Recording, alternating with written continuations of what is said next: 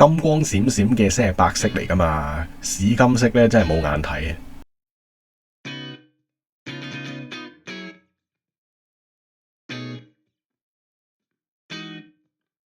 喂，歡迎翻嚟山積消滅計劃。咁喺開始呢條片之前呢，先問大家一個問題：今年3月2號啊，到底係一個咩嘅日子呢？心水清嘅觀眾一定知道我係講緊《機動戰士2Z 高達》播映嘅40週年，所以今集就揾隻2Z 高達嘅機嚟砌，賀一賀佢。咁啱最近就有個朋友開咗個新台，咁所以呢，今次係揾埋佢一齊砌嘅。而條片呢，佢就已經出咗噶啦。咁唔知你睇咗未呢？如果未睇，記得轉頭去支持下啦。言歸正傳，講翻呢隻白色先。呢隻新版嘅白色係2016年出嘅模型，出得相當之高質，砌過嘅朋友都讚。咁但係作為模型玩家，梗係想令到隻模型咧可以做得更靚嘅。今次第一件事要做嘅就係解決佢嘅屎金色，真係搞唔掂。由於今次咧金色裝甲啊，我最後會噴光油而唔係噴燒光，所以今次打磨咧要特別做足功夫。如果唔係咧，嗰啲塑膠啊、表面嗰啲瑕疵，最後出晒嚟咧，就會搞到好似砌老花模型咁樣噶啦。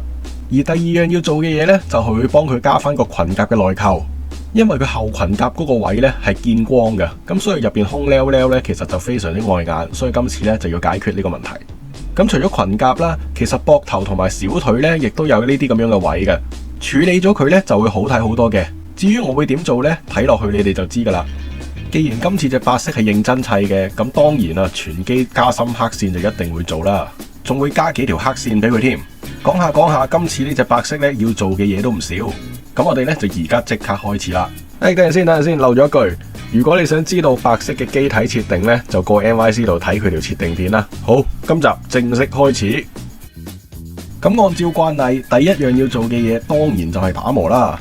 咁白色為咗方便出嗰啲電鍍版啊、特別版啊，一定全身都係隱藏水口噶啦。其實隱藏水口同普通水口咧，喺打磨上邊其實都係冇乜分別嘅，都係照咁樣磨嘅啫。你唯一需要注意嘅嘢咧，就係你既要磨平，但係亦都唔可以磨得過火。如果唔係咧，就會有兩件零件砌埋，但係中間漏咗條罅嘅風險啦。咁我而家打磨緊嘅呢一件零件咧，就係白色背包上邊嘅平衡翼啊。係本體上邊為數唔多需要做無縫嘅地方。喺磨好啲隱藏水口之後呢，我哋就可以開始做無縫啦。但係呢，今次我就唔係用普通嘅流入式無縫膠水，而係用類似 AA 膠嘅嗰種瞬間膠嚟到做無縫。最大嘅原因係喺我做另外一邊翼嘅無縫嘅時候，我覺得一般流入式嘅無縫膠水用喺呢啲屎金色嘅零件上邊呢，溶膠嘅效果打咗折扣，令到我之後咧要花多更多嘅時間去執翻靚個面，咁所以喺做呢一邊翼嘅時候咧，我就改用咗好似 AA 膠嘅呢一種瞬間膠啦。關於喺咩地方應該用咩膠水去到做無縫，會得到比較好嘅效果同埋效率，其實都值得獨立開一集嚟特別講下。但係咧就要等我儲夠素材先可以做啦。咁用呢類瞬間膠嚟做無縫咧，最大嘅優點就係快乾。咁話咁快咧，乾咗就可以做打磨啦。呢個呢就係打磨完之後嗰個效果啦。做完無縫之後，我哋就開始做裙甲嘅內扣啦。但係我哋可以點樣攞到嗰個內扣嘅形狀呢？答案就係揾遮蓋膠紙嚟幫手啦。首先將遮蓋膠紙切成適合嘅大小，然後貼滿整個範圍，再用筆刀界走多餘唔需要嘅位置。咁你就會得到一張內扣形狀嘅遮蓋膠紙，將佢貼喺膠板上邊，再按住佢嘅形狀切出嚟。咁你就會得到一塊 fit size 嘅膠板啦。之後再複製多3塊 ，total 4塊。咁喺複製膠板嘅時候呢，你可以喺膠板上邊點好細點嘅 AA 膠，然後將已經切好咗嘅模貼上去，再按住個模嘅形狀咁樣將膠板切出嚟，咁樣你就可以好快咁樣得到4片一模一樣嘅內扣啦。咁但係點解係4片呢？因為其中2片我哋會挑空佢，從而增加內扣嘅層次感。咁所以我哋就要準備4塊一模一樣嘅膠片啦。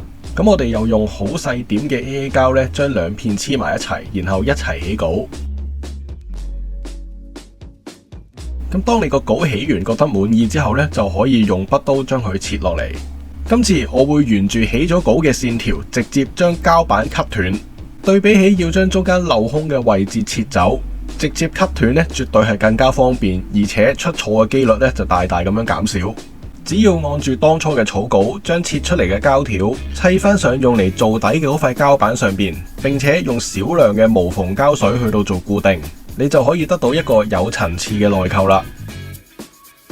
前裙甲嘅做法都係一樣啦，咁呢個呢，就係完成咗之後嘅效果啦。至於膊頭內側嘅呢一個見光位呢，由於佢面積比較細，再加上佢有一個斜度喺入邊，用切膠板嚟做內扣嘅方法呢，可能就未必咁適合，所以我就用光固化補土嚟將呢個窿補咗佢。跟住呢，就到處理頭部嘅天線啦。原裝嘅天線呢，我就揾卡尺嚟卡過，足足就有1mm 咁粗啊，睇落就相當之唔精細，所以我就會換上0.5mm 嘅銅枝。方法超級簡單啊！首先用剪鉗咧就將原本嘅天線剪咗佢先啦，然後將切口磨平，再用黑線針咧就喺中心點嗰度定一定位，之後就用0.5mm 嘅鑽嘴嚟鑽窿。咁因為0.5mm嘅鑽嘴咧其實都係相當之幼噶，所以落鑽嘅時候咧就要保持垂直，如果唔係就有機會咬斷啲鑽頭噶啦。咁轉到咁上下呢，就可以試下將支銅枝插入去，睇下插唔插得穩。如果已經夠深俾支銅枝插入去，咁樣收翻靚個外形呢，其實就已經可以噶啦。之後按你嘅需要剪合適嘅長度，最後用高目數嘅打磨工具將銅枝嘅切口呢執翻靚，咁樣呢就大功告成啦。終於呢，就嚟到表面處理嘅最後一個步驟啦。除咗全機加深黑線之外呢，喺今次開工之前啊，其實我就揾過一啲參考資料，睇過人哋嘅作例嘅。其中有2組分別喺心口側邊同埋膝頭哥正中間嘅黑線呢，我睇完覺得幾靚，所以我今次呢就照抄啦。黑線呢最緊要其實就係輕手慢慢黑出嚟條線呢就會靚噶啦。今次就想同大家介紹一個黑線用嘅輔助工具，呢個就係 MatWest 出嘅黑線可定位型板啊。佢係有唔同形狀同唔同 size 嘅食黑片嚟嘅。你除咗可以用鉛筆望住佢嚟畫出你想要嘅黑線之外，亦都可以點好細點嘅 AA 膠，直接將佢固定喺零件上面進行黑線。對於例如我而家喺膝頭上面黑緊，左右都要對稱嘅黑線呢，用呢一種工具就非常之方便啦。你只需要貼啱位，然後傍住佢輕輕咁樣黑，就可以喺兩邊嘅膝頭哥得到一模一樣嘅黑線啦。呢個咁好用嘅工具呢，真係誠意推薦俾大家。最後用滲線液檢查黑線，睇下有冇需要修整嘅地方。如果冇問題，就可以洗件準備上色啦。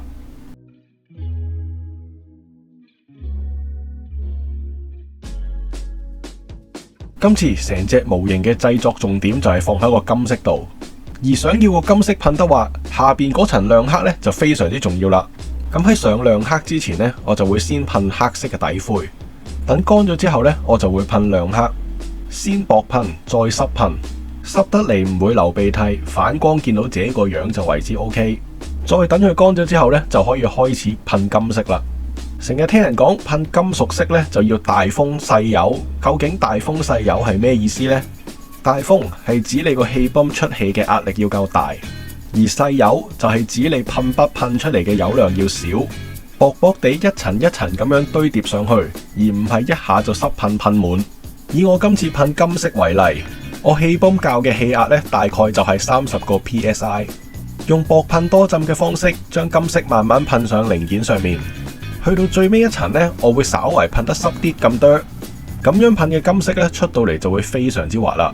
因為其他顏色咧，最後都係噴燒光面嘅，咁所以就同平時嘅噴塗方法係一模一樣嘅，就冇啲咩特別。唯一有少少唔同嘅呢，就係今次嘅紅色。平時噴紅色呢，都會想佢出嚟嘅效果係比較鮮豔啊，咁所以呢，平時都係會用黃色底灰嚟到幫佢打底。但係今次就唔一樣啦，因為根據白色原本嘅機設呢，佢個紅色係偏向深色，有少少棗紅色咁樣嘅感覺。而今次我就想用比較普通嘅紅色，但係又唔會太過鮮豔，所以我就用咗灰色嘅底灰，再配 NASCAR 嘅 Deep Crimson， 就做到我想要嗰種唔係太過鮮豔嘅紅色啦。今次其實咧都做咗唔少嘅遮噴工作嘅，例如兩把槍咁樣啦，原本咧佢哋就係全把都係黑色嘅，咁成把都係黑色就梗係唔好睇噶啦，咁所以咧就幫佢做翻啲分色啦。咁光速來福槍咧就跟翻個設定，金色嘅喉管配主要係黑色嘅槍身，加埋少少嘅深藍色。而支火箭炮就係跟翻上一集迪節嘅配色。咩話？你唔知迪節支火箭炮咩配色？右上角有條 link，嗱撳入去睇下。而另外一個我覺得一定要做遮噴、要做分析嘅地方呢，就係小腿啦。因為白色嘅小腿呢，下半截其實就係冇裝甲覆蓋嘅，加上佢嘅正前方就有一條外露嘅液壓管。如果肯做下分析呢，小腿嘅情報量就可以提高，同埋亦都會非常之好睇。所以我就用咗紅色同埋3種嘅灰色，配合埋金色嘅裝甲呢，就會有一個比較強烈嘅對比啦。我自己對呢條腿呢都幾滿意嘅。咁至於成部機呢，就用咗啲咩嘅顏色呢？咁就麻煩請移玉步去我嘅 Facebook 或者 IG 去揾翻相關嘅 post 呢，就會有答案嘅啦。咁跟住落嚟呢，都係一啲慣常嘅滲線、保色同埋清潔嘅工序啦。咁呢啲呢，就唔特別剪出嚟俾大家睇啦。但係唔知大家有冇印象，喺開場嘅時候，我曾經提過有一個部位係會見光，需要特別處理，但係到而家我都未做嘅呢。呢個地方呢，就係小腿液壓管旁邊啦。其實同類型嘅地方仲有側裙甲嘅內側同埋腳腕裝甲內側都係需要處理嘅。唔加膠板無非都係因為面積太細唔方便，而唔當偷膠咁樣補咗佢，就係唔想令到佢冇咗個合理性。所以喺呢啲地方我就會選擇油黑佢嚟表達佢唔俾陽光直接照射到，睇得唔清楚。咁今次呢，我就試下用水性漆嚟油啦。咁但係其實呢，乜漆都冇乜所謂嘅。如果你只有珐琅油呢，其實珐琅油都係冇問題嘅，因為都可以做到一模一樣嘅效果。等手塗嘅水性油乾咗呢，之後就裝上去望下。對比起未油之前任由佢哋嘅金色呢，油黑咗之後呢，係好睇好多嘅。終於都嚟到尾二嘅步驟，貼水貼啦。咁今次呢，我就揀咗用大冧嘅水貼啊。點解會咁睇唔開呢？無非都係因為冇選擇嘅啫，有得揀邊個想用大冧啊？但係以事論事，以我手上面攞住嗰張水貼嚟做標準嘅話呢，佢真係比以前係進步咗嘅。而用落呢，亦都的確冇以前咁離譜，起碼唔會噴燒光嘅時候呢，一開槍就飛走晒。但係喺清晰度上邊仍然係有極大嘅進步空間，起碼同其他大陸品牌呢係真係有一段好遠嘅距離。如果唔係得佢有呢個膊頭白字係跟翻原本個設定嘅字體呢，我真係唔會買佢咯。而除咗個白字，其他警告標示呢，竟然係同 MG 白色 2.0 呢幾乎係全部都係同款嘅。咁所以呢，其他警示標籤我都有用到。咁但係你問我會唔會推薦大家用呢張大冧嘅水貼呢？我係100%唔會嘅，除非真係冇得揀啦。除咗上面講到嘅清晰度問題之外，其實佢水貼嗰啲原材料都似乎係麻麻地嘅。偶爾呢，你就會發現有幾張水貼呢係好似黐住咗粒塵咁樣，但係其實嗰粒並唔係塵嚟嘅，而係佢嗰啲水貼上面嘅一啲唔知係污糟嘢定係雜質嚟嘅。喂，大佬，我嚟到尾二嗰個工序啦，貼水貼啦，你先至走嚟搞啲咁樣嘅嘢，我黐咗落去真係翻唔到轉頭噶嘛。咁所以咯，我如果有選擇，真係唔好用大冧咯。上集砌迪節嘅時候，又俾EVO嗰張水貼伏擊我，今次又到大冧，真係傷心。咁啊，希望大家呢唔好遇到呢啲咁嘅危險事情，做翻手嘢就唔好啦。咁講咗咁耐，水貼終於都貼完啦，嚟到最後一個步驟，噴 coating，分別噴上燒光同埋光油。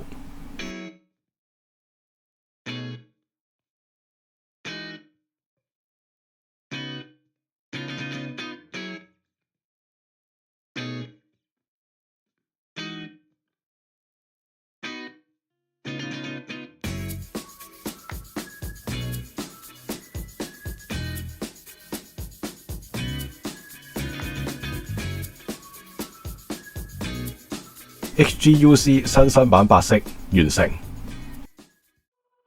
今次呢隻白色呢，其實係我第2次全隻噴金色嘅機嚟嘅。想當年啊，即係疫情期間呢，咁就啱啱入坑砌翻模型啦。咁啊，後來呢，就買咗啲噴塗工具啦，即係終於都買泵啊、買槍啊、買抽氣啊，咁樣去即係想學下點樣噴模型啦。我唔知係咪普遍新手都會有一個咁樣嘅迷思，或者有一個咁樣嘅階段。起碼我身邊咧都唔少呢種咯，包括我自己都係。我第一隻噴嘅模型咧就係 XGUC 嘅 Phoenix， 即係嗰隻NT 入邊嗰隻金鳳啊，獨角獸3號機啊，咁佢全隻都係金色噶嘛。唔知係咪咧由一個唔會為模型噴油嘅人，轉變成一個可以有辦法即係有架撐可以噴油啦，第一件事想做嘅就係將一啲平時做唔到嘅顏色，即係你冇可能全隻金屬色手遊可以冇筆痕可以完美可以見得人噶嘛。咁所以咧就想，而家可以做到一樣咁樣嘅改色啦，我哋就試下用呢個金屬油啦，我哋就噴金色嘅機啦。我唔知其他人係咪啊，我就係咁樣嘅。咁理所當然啦，你啱啱入坑嘅時候，你啱啱買齊噴塗架撐，其實你話操作係咪真係好純熟啊？就絕對肯定唔係噶啦。咁連咩大風細油嗰陣都唔認識，咁有乜可能可以噴到一個靚嘅金色出嚟呢？咁所以睇翻轉頭呢，其實嗰隻嘢其實我仲喺度嘅，嗰隻嘢我冇掉到嘅。我有時見到真係覺得，都有真係好大嘅可以改善嘅空間咯。不過其實真係唔緊要啊，每個人都係會有一個咁樣嘅階段，冇人一生出嚟就係好純熟去 master 到嗰個技巧噶嘛。咁慢慢每一隻模型可以砌好少少，砌好少少，可能你砌咗10隻、20隻之後，咁呢，你就已經可以睇翻你同第一隻嗰個比較，你就會好深刻咁感受到自己嗰個進步喺邊咯。而砌模型作為一個技巧呢，其實真係需要不停去練習先至可以去到進步嘅。而自己一個砌模型，難免會感到寂寞。而如果你都想結識一班真心中意砌模型嘅朋友，歡迎你加入043金普拿嘅 Telegram 群組。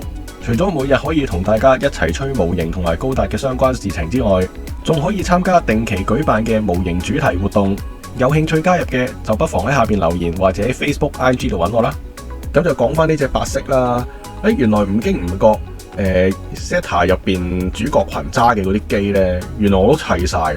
Zeta 啊 Mark II 啊砌咗 RG 啦，咁跟住然後而家今次又砌咗白色啦，上集啊砌咗迪捷，嗰班主角群揸嗰啲機原來真係砌晒啦。